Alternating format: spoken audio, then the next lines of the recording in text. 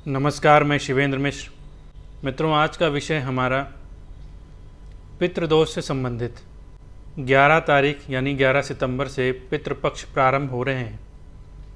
तो इस संदर्भ में ये वीडियो अति प्रासंगिक है कि प्रत्येक मनुष्य को ये जानना चाहिए कि पितृकर्म क्या हैं और ये क्यों आवश्यक हैं, क्योंकि वर्तमान समय में पितृदोष से संबंधित लोगों की संख्या बढ़ रही है और बढ़ती जा रही है।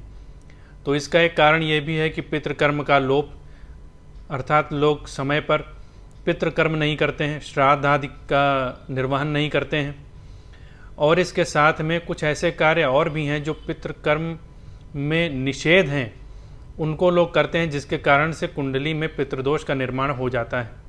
यदि किसी के कुल में पितरों को उचित सम्मान नहीं दिया गया है, पितृकर्म ठीक से नहीं किए गए हैं, तो उस कुल परंपरा में भी कुल परंपरा से पितृदोष का निर्माण हो जाता है। अर्थात उस परिवार में या उस वंश में जो कोई जन्म लेता है वो पितृदोष से पीड़ित होता ही है।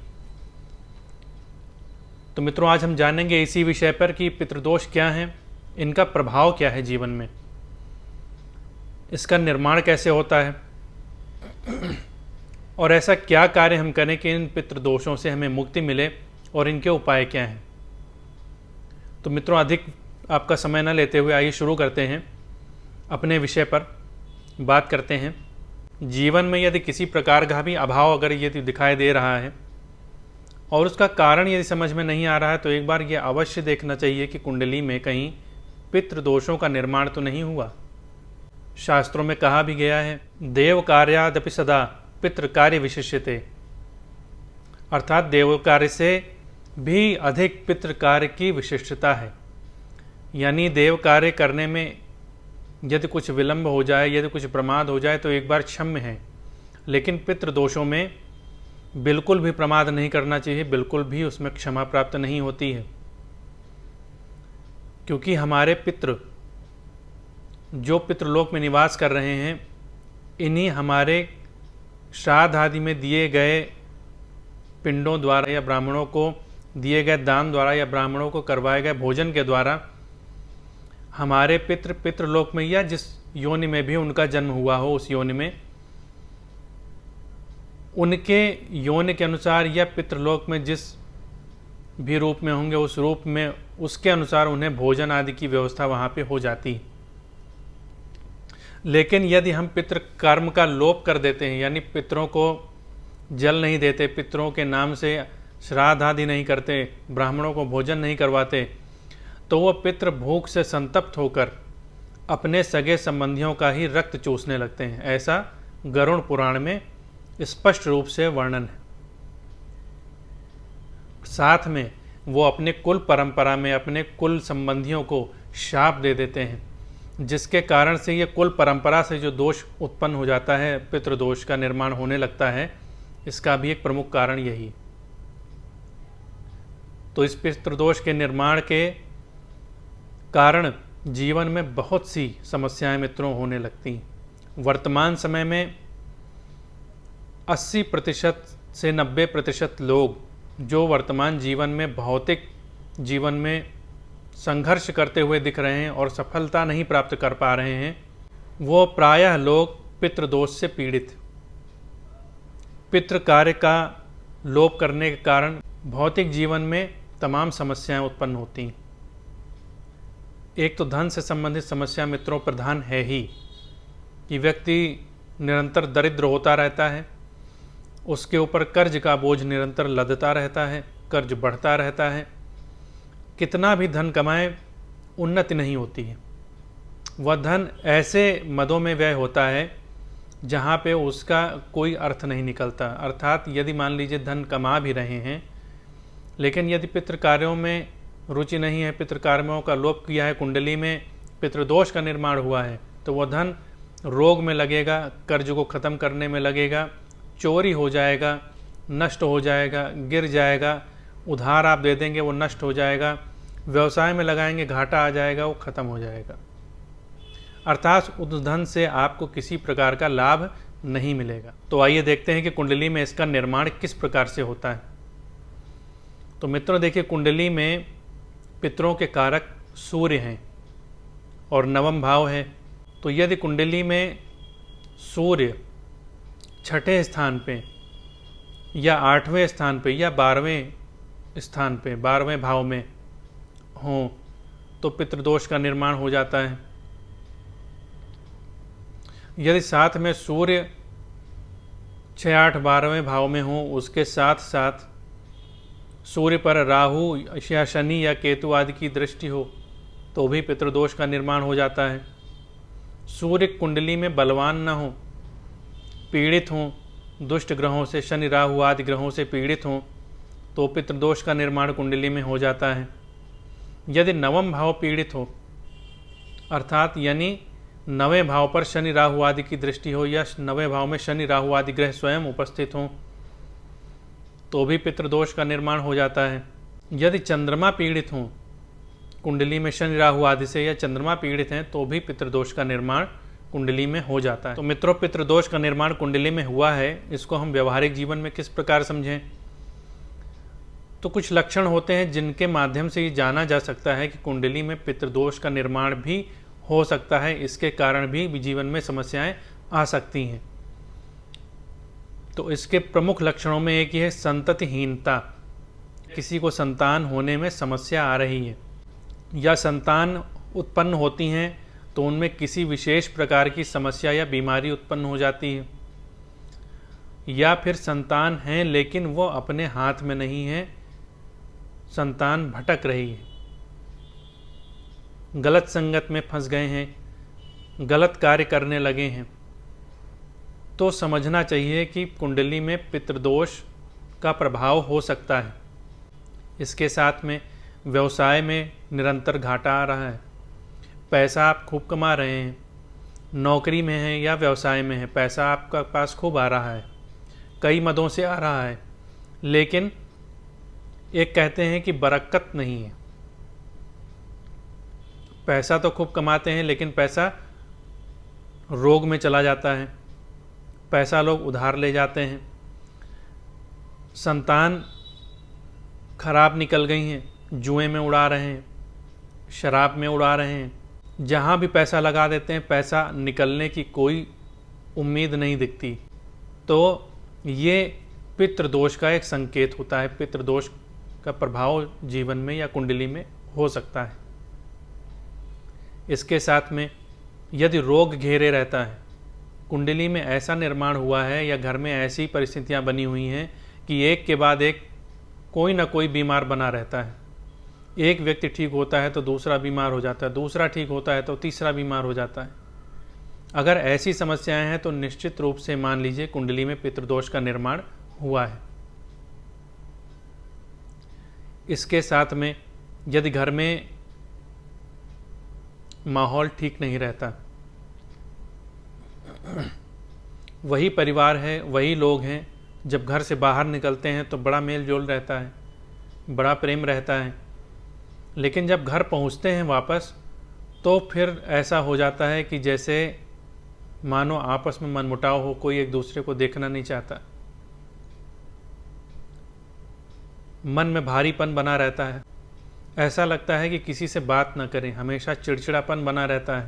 तो आप देखें, ये पितृदोष का एक प्रभाव होता है। पितृदोष कहीं कुंडली में प्रभावी तो नहीं है।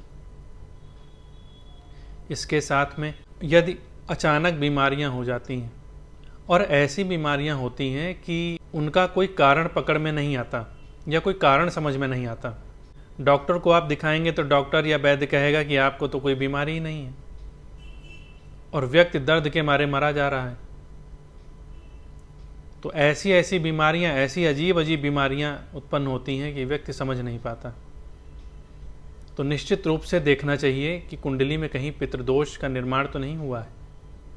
अगर आर्थिक रूप से निरंतर कमजोर होते चले जा रहे हैं, बहुत प्रयास करने के बाद, बहुत उपाय करने के बाद, बहुत सा धन व्यय करने के बाद भी किसी प्रकार का कोई उपाय लाभ नहीं दे रहा है और आर्थिक स्थिति कमजोर होती चली जा रही है, कर्ज में डूबते चले जा रहे हैं, जहां भी पैसा लगाते हैं पैसा बर्बाद हो जाता है, पैसा फंस जाता है, तो निश्चित रूप से मान लीजिए कि कुंडली में पितृदोष का निर्माण अवश्य हुआ है। एक खास बात पितृदोष निर्माण में मित्रों यह होती है कि आप किसी भी प्रकार का उपाय करेंगे तो उसमें आपको थोड़ा बहुत लाभ मिलेगा, लेकिन लाभ प्रायः ना के बराबर मिलता है। कितना भी अच्छे से अच्छा उपाय आप कर लेंगे, आपको कोई लाभ नहीं मिलेगा जब तक कि पितृदोष का निर्माण कुंडली में है और उसकी शांति नहीं हो जाती। तो ये सब लक्षण होते हैं मित्रों। अगर ऐसे सारे लक्षण हैं तो निश्चित रूप से आपको कुंडली का विश्लेषण अवश्य करवाना चाहिए कि कहीं हमारी कुंडली में पितृदोष का निर्माण तो नहीं हुआ। और प्रायः संततिहीनता में पितृदोष का निर्माण या पितृदोष का हाथ बहुत बड़ा होता है। तो उपाय क्या है?